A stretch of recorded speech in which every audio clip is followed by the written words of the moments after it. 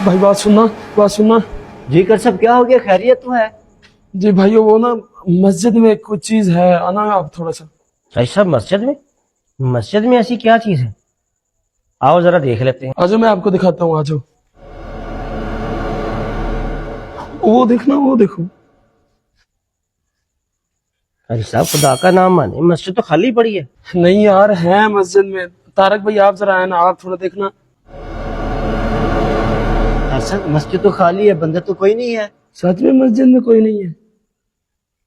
तो जब मस्जिद में कोई नहीं है तो फिर आपने ये लाइटें और पंखे क्यों चलाए हुए हैं? जब आते हो तब तक आप नमाज शुरू नहीं करते कि जब तक आप पंखा ना चला लो। तो जब जाते हो तब नहीं याद रहता कि पंखा बंद भी करना है। और जब आप लोगों से चंदा लेने के लिए जाते हैं तब आपकी जेब से बड़ी मुश्किल से 5-10 रुपए मस्जिद के लिए निकलते हैं। मस्जिद का बिल कौन अदा करेगा? भाई जब पढ़ने के लिए आते हैं जितने ज़ौक के साथ पंखा चलाते हैं उतने ज़ौक के साथ बंद करके भी जाया करें।